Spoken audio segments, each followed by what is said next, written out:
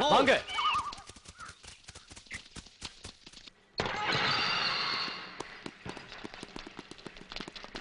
என்னடா இங்க தயார் பண்றீங்க? சார் அது கஞ்சால இருந்து எண்ணெய் எடுத்து மயக்க மருந்து தயார் பண்றீங்களா? கள்ளச்சாராயத்துக்கு கலர் லேபிள் ஒட்டிட்டா நாங்க நம்பிடுவோம் நினைச்சடா. ஏய், இந்த கம்பெனி யாருது சொல்றா? அது நரேந்திர முதலாளி.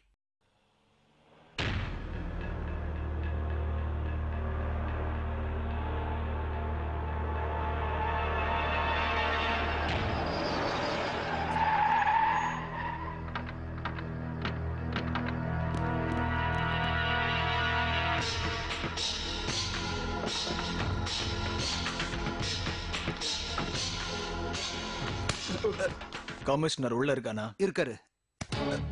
ஏண்டா ஃப்ராட் நாயே, உனக்கு எவ்வளவு தைரியம் இருந்தா நீ இந்த மாதிரி எல்லாம் பண்ணிருப்ப? நரேந்திர சார், என்ன ஒண்ணும் பண்ணிடாதீங்க. நான் சொல்றதை கேளுங்க. என்ன தடா சொல்ல போற? காட்டுக்குள்ள மயக்க மருந்து தயாரிக்கிறதாவும் கள்ளச்சாராயம் காசுறதாவும் இந்த மாதிரி நிறைய கம்ப்ளைண்ட்ஸ்ங்க எங்களுக்கு வந்திருக்கு.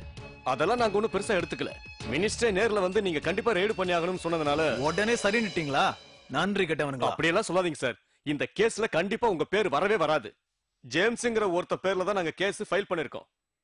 தொடர்ந்து இப்படி கம்ப்ளைண்ட் வரும்போது மினிஸ்டர் ஆக்ஷன் எடுத்து தானே ஆகணும். எனக்கு எதிரா எவன்டா கம்ப்ளைண்ட் கொடுத்தா? உங்க சாராய கடையில ஏற்கனவே வேலை பார்த்தவங்க தான். கம்யூனிஸ்ட்காரங்க, யூனியன் தலைவர்கள் சுகுணனும் சந்திரனும். சுகுமாரும் சந்திரனுமா?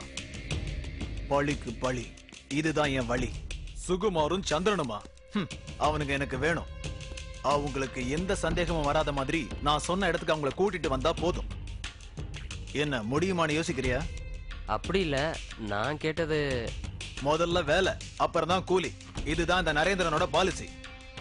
நீ வேலையை முடிச்ச அடுத்த நிமிஷம் உன் பணம் உன் கைக்கு வரும். சரியா? சரி.